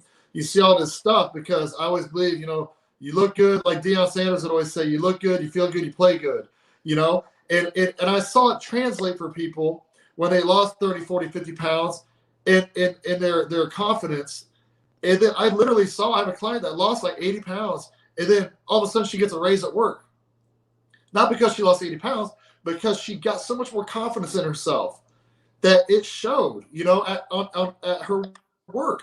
And she told me it was because I have more self-esteem and confidence in myself now, that it showed to the people at work that, hey, I'm the right person for this job, for this management position. And so when I hear that stuff, makes me super, super happy, you know, and because it changes people's lives, you know. And it sounds corny, I know, but it really does, you know, because, you know, and I had competitive bodybuilders and stuff like that to come and turn a pro and, you know, reach their dreams of being a pro and all that kind of stuff too, you know. But so I've dealt with all levels of people. I've had people off insulin. I've had people, people lost 100 pounds and they're not on insulin anymore and getting them healthy, you know. So I've dealt with all different kinds of people. But it's that same thing as, again, doing something you love and you're passionate about, right? But not allowing people to compromise you in what you do. So like my gym is a hardcore gym. It's a throwback hardcore gym. I could have went and opened a foo gym and made more money. I know that. But that's not, I'm not passionate about that. And I'm not going to do something I'm not passionate about. And I'm not going to do something to cater to somebody else. I'm going to do something because why I wanted to run is because of exactly what we're talking about. I wanted, just like I did in fitness, I wanted to help people, but obviously in a political way. I saw the corruption and it drove me absolutely insane. I saw what CPS is doing to families. I saw that corruption. That set me off. I saw the border corruption. I saw Fast and Furious, that never stopped, by the way. It's still going on. I saw all this stuff happening. And I was like, what can I do about it? I can sit on social media and complain, right? And whatever. Or I can just go do something about it. So that's why I decided to run. And you know, and it got to the point where it gave me a platform politically that when this COVID stuff happened, I had a platform politically that David and I connected, and we were able to save 112 businesses from being shut down by these tyrannical governors. You know, it allowed me to do stuff that I never would have probably been able to do if I didn't run. You know what I mean? It opened your eyes. It opened your eyes. I knew that it was corrupt. I knew that. I wasn't happy with it. That's why I wanted to run. But now I know how corrupt it is, and I'm like, no, we cannot allow this. And so when David tells me, read the Constitution, nope, go back to that line, read it again, and it's simple and it makes sense, and I'm like, I do have power. Georgia is my state. I love Georgia. Everybody, all my friends love Georgia. Everybody I know all over the state, I went to all 159 counties, they love Georgia. We're going to fight back. We put these people in to serve us and to protect our interests. And it made me so, I mean, I'm telling you, I said earlier that I'm very passionate about this. You know what? Do you have your document near you, Kandiss? I do, right here. Hey, can you read off some of it so the people can see some of that fire you lit off? I'm going to mute my phone again. And I'm sorry to interrupt, guys. I can't hear now because I had to turn it down so it wouldn't echo. But can you read off some of the stuff that you sent to these people so the people can see their rights? I know that you are a educator, and I want you to kind of break it down for the people so they can understand some of the stuff that even your beautiful forefathers put in their Constitution. Sure. Okay, so I'm not going to read the whole thing because it'll be too long, but I'll read the highlights. So it talks about, they said earlier, notice to agent and notice to principal and notice to principal, notice to agent, which means that when I mail this to the Georgia Senate or the Georgia House reps, it includes everybody. And so I focused on the people on the subcommittee that recommended the audit to the court, and then they never did it. And I focused on those senators, and then the governor, the lieutenant governor, secretary of state, and the AG. And then I sent one that just said Georgia senators all, Georgia House reps all. Okay. And it says, please take notice that our Georgia state constitution, which you already sworn to, you've already taken an oath, explains that the people have the right to regulate their internal government.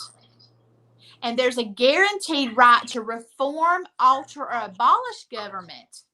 It is the will of the affiant, which is me, to give notice of the true law set forth by the people. So I'm giving them notice that you swore to this. It's almost like you're educating them in the affidavit of Yeah. what is in the Constitution and what you're saying. So then it goes on, it gives them the bold print of Bill of Rights, Section 2, Paragraph 1, Paragraph 2, Object of Government. It kind of gives them an explanation. I'm just going to read the highlight. The people of this state have the inherent right of regulating their internal government. Government is instituted for the protection, security, and benefit of the people. And at all times, they have the right to alter or reform the same whenever the public good may require it. Yeah. So, public good, is it good to have a rigged election? Is it good to have the wrong person in office the people didn't want? You know, like, one thing too, it says the benefit of the government. No, it says benefit of the people. That's and right. Too often they think it's benefit of the government for them. And that's one thing David always, I sound like David right now, I'm jumping in and jumping into it, but like, because I always pick up stuff, you know, and it's like when you hear the word people, that's us, you know, we're one of those people, you know, and there's, as you know, the difference between persons and people in the Constitution, you know, and that's a whole other issue, but this clearly tells you what the powers are. Yeah, and even the next paragraph says, take further notice, all government started with the people. It was founded based on the people's will. It was never about the desires or will of the government officers. Yeah. So people address you as trustees and servants, and at all times, you're accountable to the people. And this is a part that he taught me, David, that I didn't know before. The people are not limited by your statutory limits. So the statutes that are made by the government, by the states, they are to expand our rights in the Constitution. If they ever minimize them or make them where we can't have them, then they're not legit. Like, they're not real. Like, you can't, they don't hold up. Yeah. They're null and void. I can't think of the word I want to use. So the statutes cannot. So the lawyers go and they say, well, there's this statute and there's this statute. The statutes do not matter. They cannot limit our rights ever. And I did not know that. And David taught me that. Yeah. So that is a huge epiphany for me. Yeah. And a statute can't trump your constitutional rights. Ever. And they can't write legislation against your rights and restrict them in any way. And we see that all the time. You know, so this is a whole other fight we'll have to take up on all the other stuff later. You know what I mean? After you learn this stuff, you learn that they can write legislation for persons and personnel and people that work for government. And those people, there's different jurisdictions of people and persons. So go ahead. I'm sorry. No, you're good. Yeah. So then it goes to another section, and it talks about all government of right originates with the people, is founded upon their will only, the will of the people. Public officers are the trustees or servants of the people and are at all times amendable to them. And then it goes and explains that. Take further notice that the government is to be regulated by the people as trustees and servants. It's your duty to carry out the wishes of the people who granted you authority to handle the people's business. And therefore, I am presenting fundamental law and instructions that you may observe and carry out the will of the people. Yes. The granted you authority is super important. I know David, I always related to, like, as a dad or a mom, you know, I'll grant authority to my son to kind of his rooms, his space, and everything else. But I can also, at any time, take that authority back, right? I'm not going to let my kid tell me what to do. And it's like the Senate formed the Board of Supervisors, and then the Board of Supervisors trying to tell the Senate what to do. It's like, that's not how this works. That's a great metaphor. You know, and that happens everywhere, you know, and it's just another example, you know, so. So here's another one.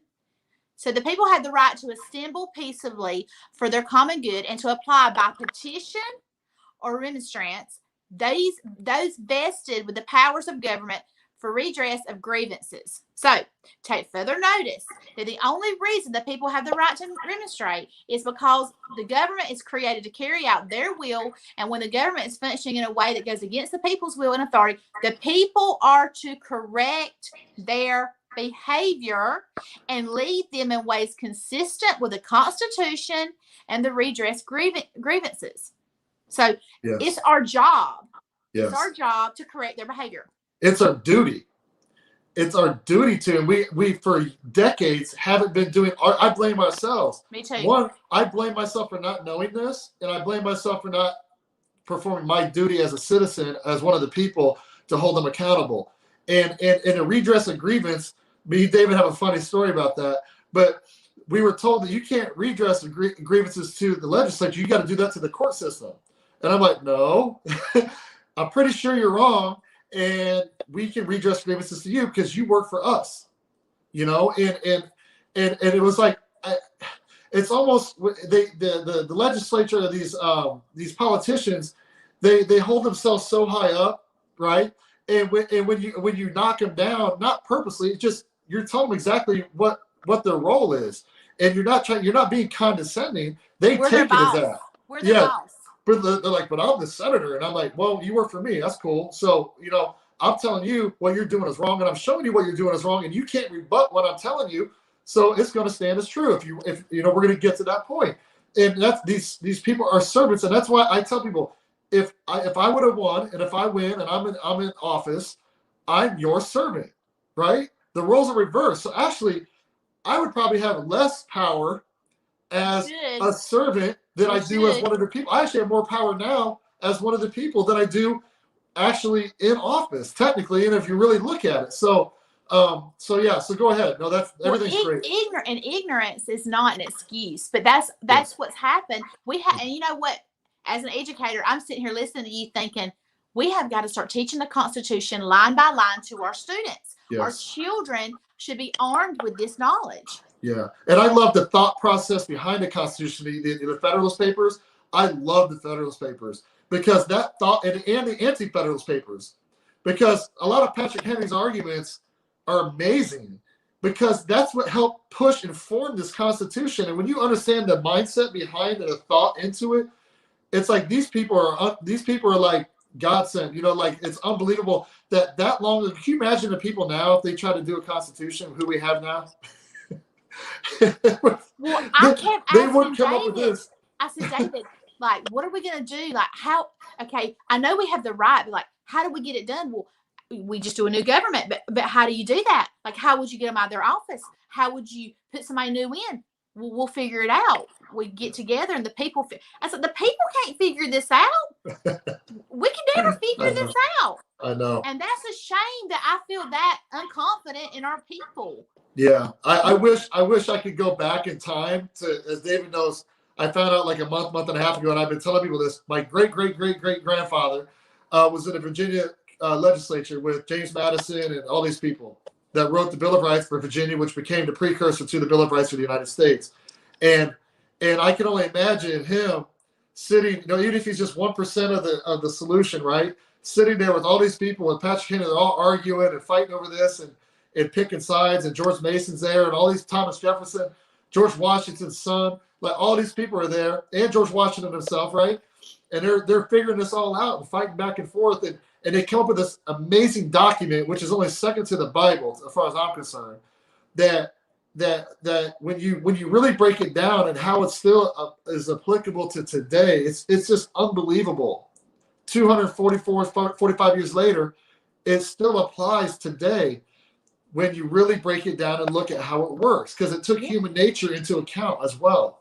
Yeah, it's relevant. Technology didn't change it. Nothing changed it.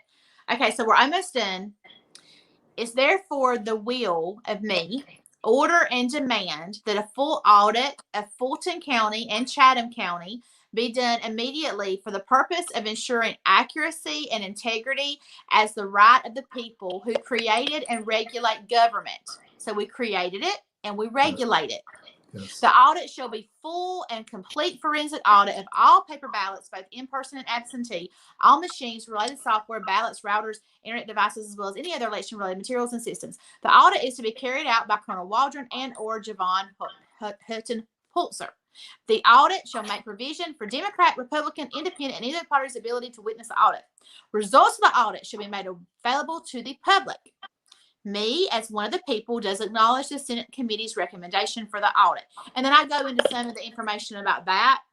And then it says, if you do not respond within 5 days, you agree that you are knowingly interfering with the rights of one of the people you swore to protect, and that this affidavit shall stand as evidence that you are acting in maladministration, and no court shall have the power to again adjudicate these matters, and all courts of record shall accept this affidavit as truth and law. You also agree to be bound by all said herein, and the affiant is able to bring this contract before an arbitrator of my choice, and you agree to be bound by any award. That's what we call, that's the teeth. They got the teeth in it at the end. I skipped some of the teeth because I didn't want to read all of it.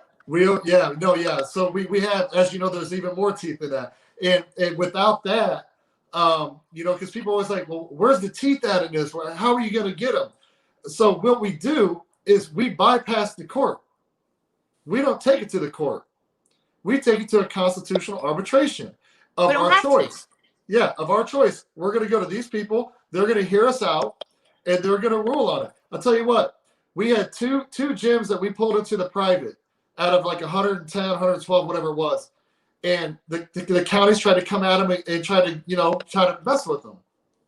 So we're like, okay, well, now we push it. We took them to constitutional arbitration. And one, Tommy Trill lives in New Jersey at Top Shelf Fitness. You guys can look him up. You can call him if you want to. Tommy went there and he won. He was awarded $1.2 million. He won. John Franco in California, Coliseum Boot Camp, took him to constitutional arbitration. He was awarded $455,000 from the constitutional arbitration. So this can be done, and it has been done. There is precedent for it. A lot of people don't do it because they don't know, or they're told by attorneys, "Oh, that stuff doesn't work," because they don't want you to do it, because it bypasses all of their corruption and their corrupt judicial system. So this is a way for us, the people, to take back our power constitutionally into a different jurisdiction, right? And that's how we win. That's how we can win. And that's why it's so different than what all the attorneys have done in the past, fighting election fraud and everything, is they went through administrative courts. They went through a traditional court hearing, right, or cases, and we're going a completely different direction. And when we first did this, I was like, what the heck? Why not? We have nothing to lose. We might as well try, right? And so it seemed too simple. It seemed too simple. Like, we can't really do that. I mean, we should be able to do it, but you really can't do it. Yeah. And when y'all are telling me that's what you did, I'm like, are you serious? Like, that's what you did? And I'm like, why didn't I do this months ago? Yeah. I was the same way, especially when I saw Tommy. I'll never forget, Tommy sent a screenshot of his arbitration results. And I remember reading it. It was like $355,000 from the DA or $355,000 from the county. It was like three different ones. And I started laughing. I called him. I was like, "Are you serious?" And he goes, "Yeah." He goes, now when you do that, there's a process after that to get your money, right? There's a process after that. But just the fact that we took it to that point, and they saw clearly that his constitutional rights are being trampled, and awarded him this penalty on them for doing it.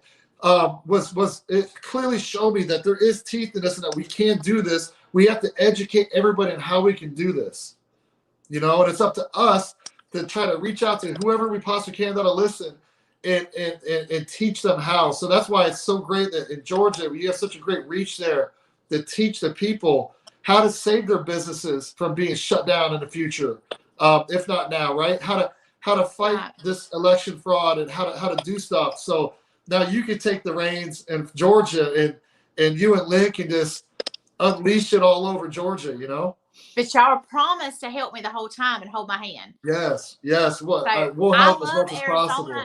I'm so thankful for Arizona. I think, God has a special place for you because you stepped out first. And I hope that y'all are just showered and blessed for it. And for helping me and for helping Georgia, because I love my state and I want it to be red if that's what the people voted for, but I want it to be right, legal. I care about that most.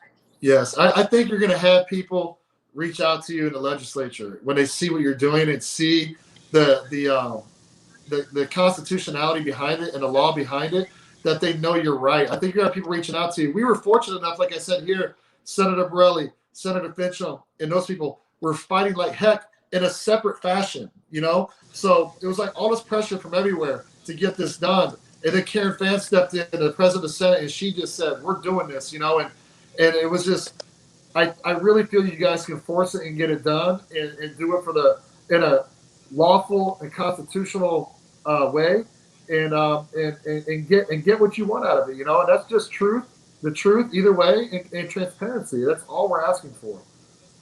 Well, I thank you guys so much, and thank y'all for having me on tonight. I'm 3 hours ahead of y'all, and so all my family's in the bed but me, and I had to get up early, so I'm gonna go get into bed. But I know that tomorrow is gonna be, I don't know, like maybe mainstream media will call. I don't think they will, because they don't want to deal with this. They want to ignore it.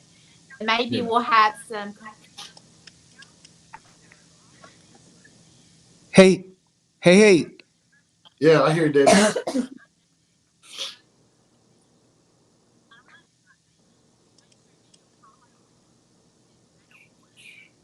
I can hear you, David. Well, can y'all hear me? Yes. Sorry, my phone, I got a terrible delay. So let me just say real quick before y'all wrap up, let me pray real quick that God blesses the work that we're doing and that he is with us. So let me pray real quick and then y'all can finish up. Yes. Dear Heavenly Father, we come to you thanking you for this wonderful and beautiful time, Father, with the beautiful people that you have allowed to be here with us today. Father, we come to you asking you to bless everyone who's watching this video, everyone who will watch, every person, Father, who got their heart lit up, Father, knowing that they can take action, that they can do things, that you have blessed the people, Father, that you are with us. Father, we ask that you touch Kandiss and every single bit of work that she's doing. We ask that you go before her, Father, send your spirit even now to deal with all those people who this notice will get to. And Father, we ask that you touch their hearts, that you break down any wickedness inside of them, that you help them to see the truth. Father, we ask that you crown her hands with blessings. Crown her head with blessings, Father, that you guide her, that you bless the work of her hands. We ask that you bless Josh Barnett, Father, who's been fighting diligently, Father.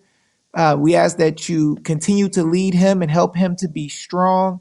We ask that you bless everyone, Father, under the sound of my voice, that you bless all the people that are watching, that you ignite a fire within them, that you help them to live based on the purpose you have for them. Give them courage, give them strength, Father, give them love, give them peace. Remove any bitterness, anything bad, Father, and just lift them up, Father, and let them do the best that they possibly can for you. And Father, we just thank you for this great time. We thank you for letting us have wonderful soldiers on who can speak and educate the people and give their experiences and talk about saving this wonderful nation. You are an amazing God, Father, and we thank you. And we just ask that you be with us for the rest of this show. And until this nation, Father, is subdued and the people have the power again, and we can praise you, Father, and thank you for your good works. In Jesus' name we pray. Amen. Amen. Thank you so much. As I was, all right, so I can't hear, I was listening but to David. I'm gonna let y'all wrap up and finish tonight. Yeah, it got me thinking. Like, we're telling David and I are kind of telling our story of what we did as the people, and I know Karen Fann, Sonny Borelli, Mark Fann. I keep saying their names over and over because I know they did so much dealing with the media and dealing with all the bureaucracy and everything they had to deal with their Republican colleagues as well as their foes, the Democrats. And I know they did so much, and we're so grateful to them for seeing what the people wanted and fighting for us, right? And getting this accomplished. And I really believe that you're going to have the same thing happen to you. I think they're going to see what you're doing. They're going to see the righteous anger. I always call it that, the righteous anger behind it. And they're going to understand constitutionally, this is what they have to do for you. You're demanding this based on your rights. And I think you're going to get people contacting you. So we'll see how it goes, right, this next week. Yes. I'm so excited. Thank you so much for helping me, Josh. And if you hadn't set me up with David and helped me, I would have nothing. So thank you. And Georgia thanks you. And you'll get all kind of love letters from people very soon. They'll be so thankful. So y'all have a wonderful night and weekend. I know I'll probably be texting y'all tomorrow, but thank you everybody for listening. And y'all be sure to pray. That's the main thing. Pray. Yes, for sure. For sure. Thank you so much. And we'll talk to you tomorrow, okay? Okay, sounds good. Get some sleep. All right. Thank you.